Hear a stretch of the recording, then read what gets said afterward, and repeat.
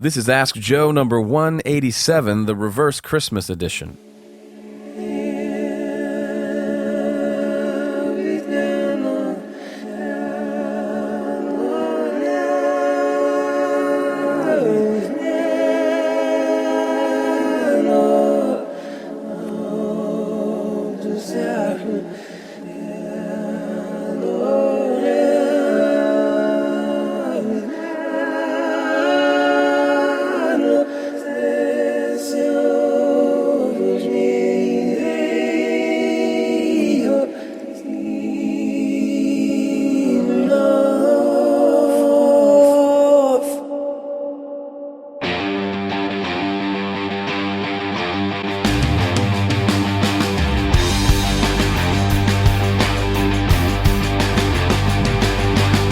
Hello, this is Joe Gilder from HomeStudioCorner.com. Welcome to Ask Joe, also known as the Ask Joe podcast. What you just heard is I was goofing around on my phone recording the song Oh Holy Night in 3-part harmony, and then I recorded it into Studio One and reversed it because that's what the people in the chat wanted. And I like to give the people in the chat, what they want. So there you go. Is a backhanded way of kicking off the Advent season. It's not even December yet. I'm in the spirit. So, how are you? Hope you were doing well. We took last week off because of Thanksgiving here in the U.S. I am very thankful. Actually, this is kind of fun. Over Thanksgiving, I went home to see my family in Mississippi, and my mom gave me this. If you're watching the video version, you can see it. I don't know how well you can see it. Hang on. Let's take a look. Boop. It is my cute little bag that I used to carry to piano lessons. If you're listening to the audio version, you obviously can't see it, but it says Joseph, and it's got like a little keyboard on it. And there's some music inside. Anyway, I thought that was fun, so I took it. My mom said I had to take it. So I took it, and I put it in the studio, which I think is kind of fun. So there you go. That was my Thanksgiving. Hope yours was good. Or if you're not in the U.S. and you're just not one of those people who are thankful for things, that's fine. I hope you had a good normal week. I'm kidding. I'm kidding, of course. Today, oh gosh, there's so much to talk about. So many things that I want to get into. Here's one. So I've talked about this a lot, just real briefly, and then we'll get into your questions. Just this week, actually just this morning, I was finishing up my mix for next month at Dueling Mixes. If you were here at the very beginning of the live stream, there was a little hiccup there, but you know what, never mind. I'm not going to talk about that. Forget it. We'll talk about that another time. What I do want to talk about is, you might have missed, I was actually on the radio. I know I've talked about this a lot, but I'm going to talk about it one more time. There's some cool footage of me actually playing on the air. My buddy Kevin filmed it, and then I recorded the radio stream back here in my studio and synced the two together, which was kind of fun. And so if you want to see what a radio station looks like, which I thought was kind of interesting, they use all these like a big fancy controller. It's just like a MIDI controller that controls everything. So I thought that was interesting.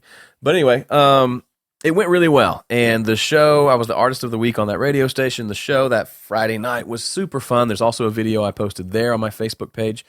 Check it out over at facebook.com/Joe Gilder Music. You can see the whole show sideways that a friend of mine Facebook Live streamed. It was just really fun. And, you know, it wasn't a big, like, money-making week for music, if that makes sense. It wasn't like I had a big influx of new fans from being on the radio all week. It was one of those, I didn't expect it to be a huge thing that would like change much, but it was really fun. And rehearsing for the show that weekend and then playing with the band and being a tight band and having a tight set list and moving smoothly from one song to the next and things just sounding good.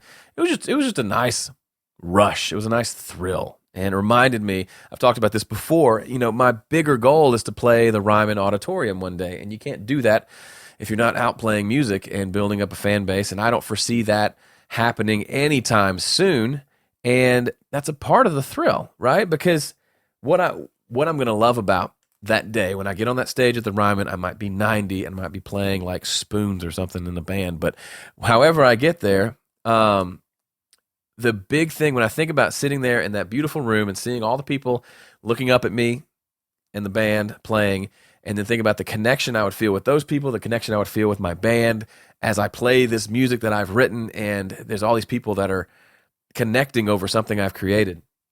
Man, that's just what it's all about. So for me, to have played the Ryman would be nice, but it's more like the goal is in the process. So the goal is in getting there, which is in continuing to make music, to continuing to make music with other people, and to play live with other people when it works that way, and connecting that way. And if I get to the point where I've played the Ryman, that means a lot of that connecting, a lot of those cool moments have happened hundreds and hundreds of times over the years leading up to that. So that's really what's more behind that, and it gets me excited. So there was a little bit of kind of the day after Christmas when the show was over. I was exhausted, and the next day a little kind of funky because it was this big week and then it was over, and I don't have any other shows lined up. So that was a little bit of a bummer, but it was really fun, and I really enjoyed it, and I'm excited to kind of figure out more ways to do shows and figure out ways to make some money from them so I can pay the band and not have to have that come out of pocket every time. So lots of things. We should have some sort of roundtable discussion about that for you, those of you who are doing the live band thing and are making it work, financially speaking. That'd be really fun to kind of talk about. So we'll talk about that all one day, but that was a little summary I wanted to give you. And if you are new to Home Studio Corner and haven't been a subscriber, follower, or whatever, if you've joined any time between now and last Christmas, you've never experienced a Christmas in Home Studio Corner. So be on the lookout. Make sure you're signed up for my email newsletter, following me on Twitter and Facebook, joining these live streams. There's a lot of cool stuff that goes down. I do a bunch of giveaways, a 12 days of Christmas thing, and then there's a big end of the year sale on my tutorials and programs and things like that. It's kind of a do not want to miss experience. I intentionally don't do much Black Friday stuff because my end of the year thing, I feel like it spans for a longer period of time, and there's less people screaming at you about their deals, so you can actually figure out what you want and all that. So lots of good things coming, so make sure you're subscribed for those. And boom.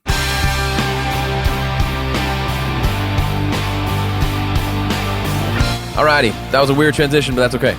I'm allowed to have weird transitions. It's my podcast. Get off my back. I'm kidding. Okay, so now this is the part of the podcast where we get into your questions. So if you have questions and you're here live, go ahead and start posting those. And I'll jump over to Facebook and see. I had a couple questions there that I will snag as well. Here's one from Brett Conroy, who was a brand new VIP member. Thanks, Brett. Glad to have you. He says, who are your biggest influences as a musician? Any new music you're listening to that you would recommend? There's not a lot of new music that I can think of, except for there's a band called Kaleo. They're from somewhere in Europe, like Norway-ish, Sweden, somewhere in the Nordics. I'm going to look it up because I can't remember. Really, really cool band. Just straight up rock kind of deal. I really like them a lot. So Kaleo, as in the paleo diet, but with a K. Kaleo. And of course, you go to their Twitter, and it doesn't say where they're from, which is annoying. But their debut album is called A/B. Really, really good. Really, really, really good. So somebody in the chat can tell me where they're from. They're doing shows in Europe and also America, so I can't spend all the time looking on the website. But really good band. I check out them for sure. And as far as musical influences, I grew up listening to a lot of Stephen Curtis Chapman. If you're not familiar with him, he's a pretty big contemporary Christian artist. Really great songwriter.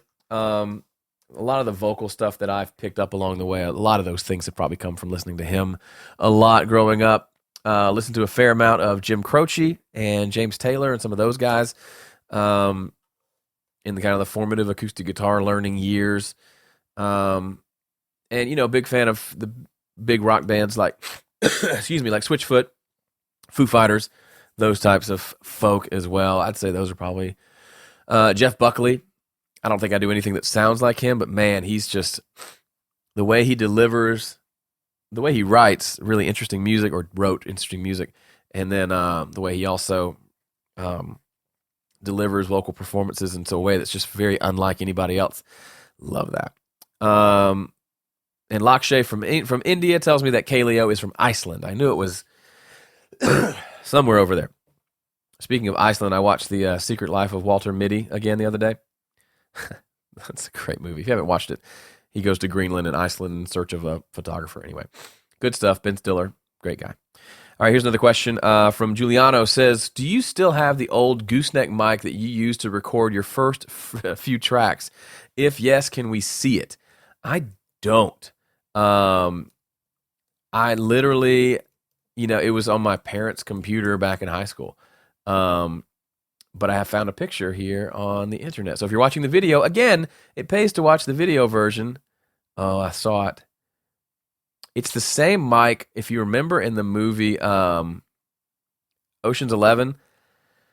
I'm going to have a hard time explaining it. I've explained it before. The guy, the really nervous guy who was kind of directing everything from his computer, he had one of those. It was a black version, but mine was like white or tan or beige.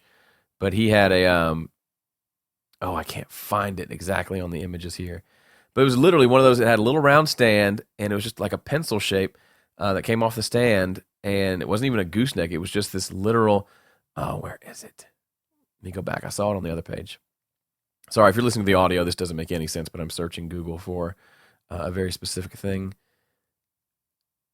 It looked a little bit like this one. So I'm pulling up, kind of like that, but it was not nearly as cool. I've had a video. I found one before.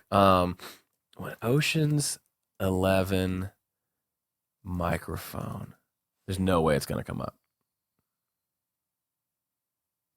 No way.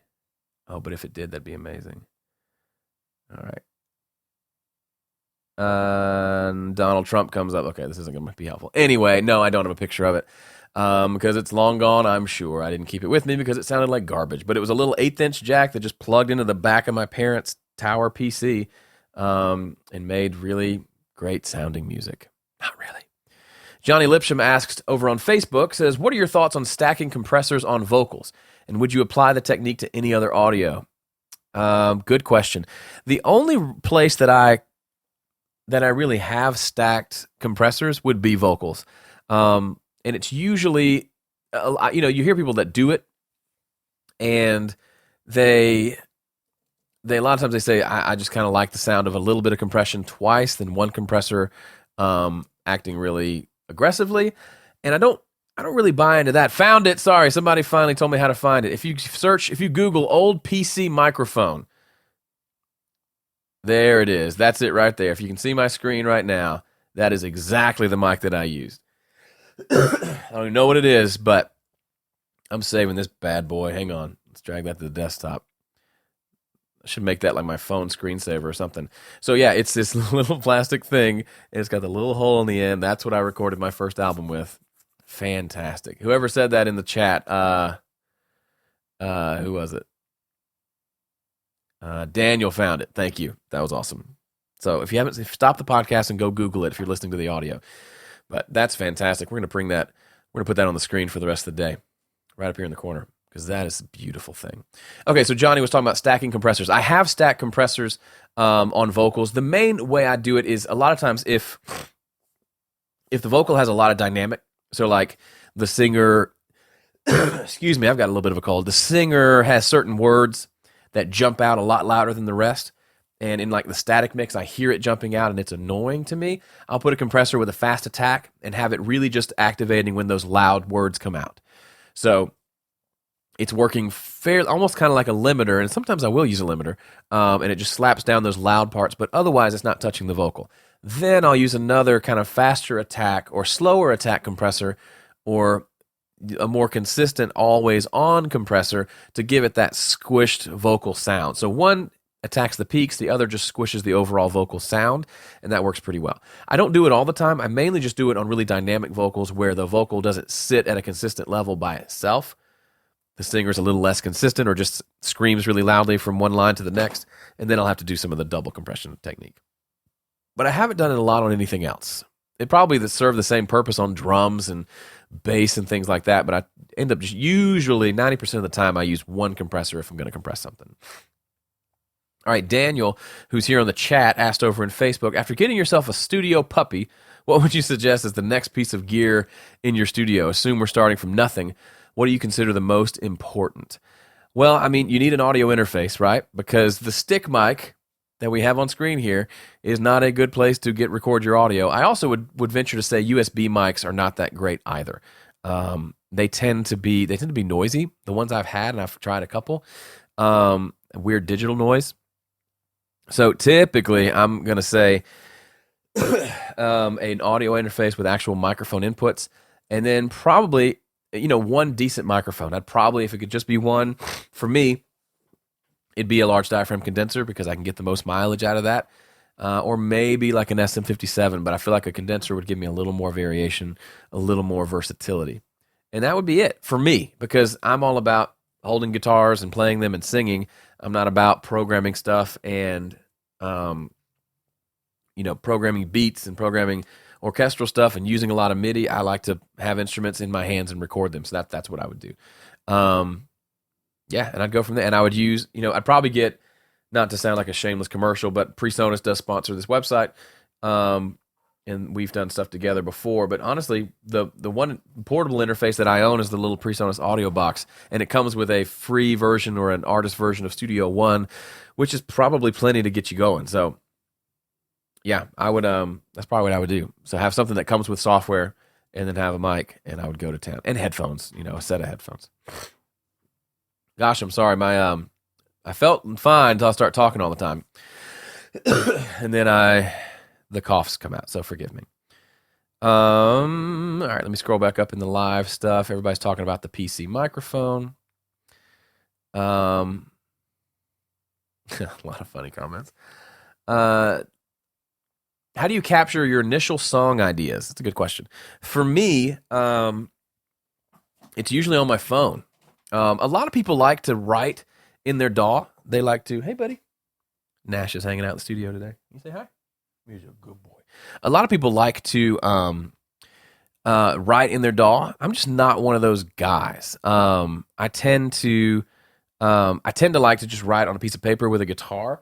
Or if I come up with like a guitar part or a song idea that I want to keep doing and working on, and I'm afraid I'll forget the melody, I'll literally record it to the voice memo app on my phone. I know they have the new music memos. I've tried that a couple times. It's kind of interesting. And that's where I'll keep it. And I'll try to, at some point, get that back or back it up via iCloud or something. So if I lose my phone, I don't lose the idea. But that's generally the way it works for me. But I don't tend to have lots of song ideas that I put down. It's generally just a few here and there, if that makes sense. But yeah, I almost never like fire up my studio to record a song idea. To me, recording is for finished songs. And if I start recording a song and then start building drums and guitar parts and all that, it starts to feel like I'm working on something that's not finished. And I feel like for me, the way I like to work, the song has to be finished and has to be worthy of being recorded. If that makes sense. So if it's a crap song, I don't want to build up a really cool production around it because I'm not going to be proud of it enough to actually share it with anybody. So there you go. Excuse me. This is Paul Lucas's question. Do you ever get lost in a mix? And if you do, what are your strategies for getting unlost? Yeah, I do. A lot of times for me at this point, I get lost in a mix when I'm bored and I'm trying to do something creative. So I'm trying to do some creative effect, reversing stuff and cymbal swells and reversing reverse cymbals or doing some pitch shifting stuff to kind of create a transition point. Maybe there's a song where when it goes from the verse to the chorus, it's a weak transition, so I try to create something. I can get lost doing that kind of stuff. So that's probably the biggest place I get lost. And if I'm just working on a mix and it's just not working, and I find myself I've got, 4 or 5 plugins on a bunch of tracks and it's just not sounding good, a lot of times just clearing those out and starting over is the best way to kind of get me back in the groove again. Joe, how do you sell your music digitally? What platform do you use? Currently, I use Nimbit, Nimbit, Nimbit.com or Nimbit Music. They're owned by PreSonus, back to PreSonus again, but they just have a really simple web store. If you go to joegildermusic.com, it just redirects you to my Nimbit store. At least that's how it's set up currently. And it literally just, you can stream the music and listen to it, and then you can buy it. I can sell it for free, and they can have tips if people want to buy it, get the free one and tip and things like that. And that's just what I use. I've used Bandcamp. It's fine. And you can, anyway, yeah, that's what I use. As far as getting it onto iTunes, I've used Ditto Music to get it on iTunes and streaming services and things like that. There's a place in Nashville I'll probably check out soon called 1RPM. It's kind of a distribution setup. There's another one called I was just thinking about it the other day. I can't remember, but it was a one that was probably like $20 a year to do your normal iTunes distribution stuff, and they didn't take royalties, so that's something to do. Do you use the same pedals live as you do in the studio? For example, do you take your 11 rack with you? Good question. I don't use the 11 rack live. I used it just for a little bit live to see what it was like, but I ended up getting a Fender Deluxe Reverb, one of the 1968 customs. So that's what I use live. And but yeah, I use the same pedals otherwise into that or into the 11 rack. It's just that's my pedal board. So yeah, same stuff there. How do you? Oh, already answered that one. How do you go about judging whether a mix is finished or not? Well, this is the question, right? For me, I have a very simple process. Do you want to go out? Hold on.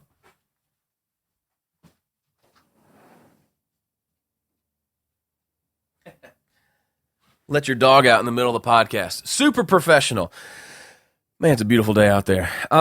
So for me, when I'm judging if a mix is finished, I've got a pretty simple process that I use a lot of the time. I don't always do it, but for me, I get to a point where I listen several times. And if I listen several times on different, so my small speakers, my big speakers, headphones, earbuds, if I listen 2 or 3 times on different systems and I'm happy and there's nothing that bothers me, then I'm done. Now I know that seems a little too simple. Another way that I've used is I'll do a listen where I don't touch anything and I write down everything that bothers me. I go and fix just those things and then I listen. And ideally that list gets shorter and shorter until you fixed everything.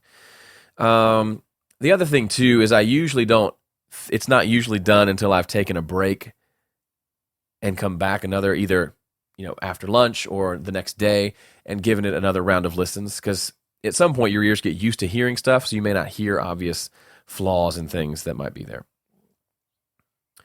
You guys and your funny questions. Okay, let me see if there's any other questions here. If not, we might have to cut this one short. I've got a few more. Yes, Giuliano, the Fender Deluxe Reverb is juicy. I've got the silver face reissue that they make. It's not a reissue, but it's their custom, 68 custom. It's very cool. And I've used the 11 rack live. I don't use the effects on it. I use it as an amp. So I have the amp that I want and usually the spring reverb, and I don't touch it live. So I'm not using anything to trigger some of the effects on the 11 rack on and off, mainly because I don't trust it. So I just let it do its thing. But again, I haven't done that all that much. I really just did it at church a handful of times. And it was cool. But it was, it is what it is. Do you ever use a compressor to duck the bass with the kick? Good question. I have occasionally, very rarely. A lot of people talk about how, have the kick drum trigger a compressor that's on the bass. So when the kick drum hits, it turns the bass down just really quickly to get it, quote, out of the way of the kick drum. I don't feel like that's really necessary most of the time. I don't feel like the two interfere.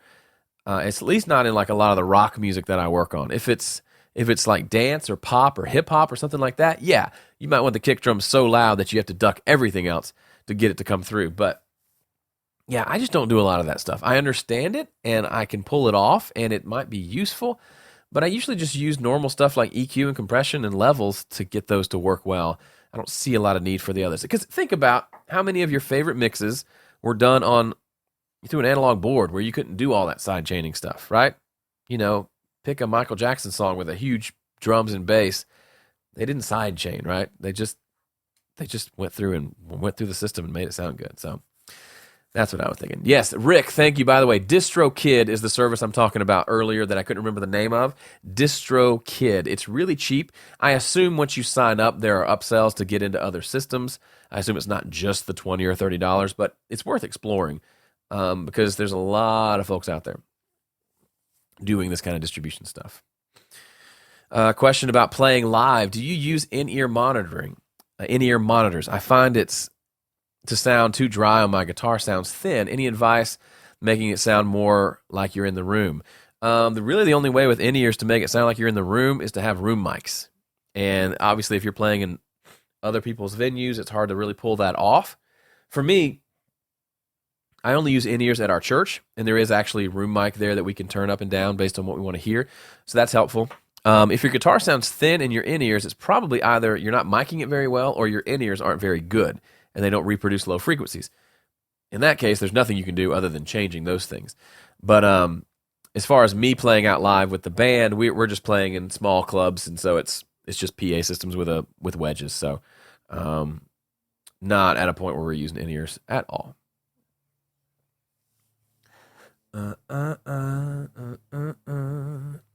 How about using a compressor to duck the delay on a vocal track? Yes, I've done that more than I've used it to duck down a bass guitar. I think that works. That can work nicely because you maybe have a vocal that you like the delay, but it kind of gets messy in the middle of the phrases. You just want it at the end, but you don't want to have to automate every single phrase of the vocal. So that's a really cool solution that works well. Totally. I've got to cut it a little bit short today because we've got a repair guy coming. I've got to be up there to meet him. But I got a little bit more time for maybe one or two more questions.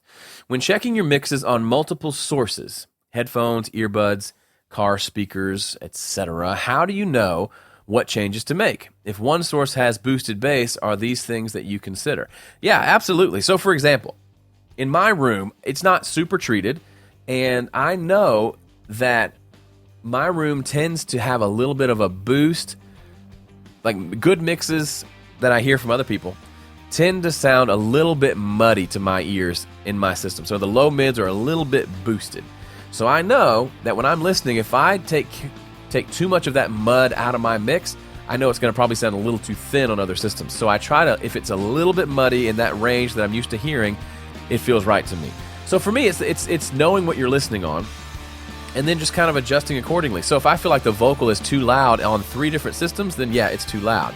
If it's only too loud on one system, it might just be that there's some upper mid frequencies that are really enhanced on that system. So if I can cut just those frequencies, it doesn't sound as loud on that system, and it doesn't sound all that different on all the other systems. Does that make sense? So yeah, you take into account what you hear, but you're trying to like average all the things that you hear together to come up with something.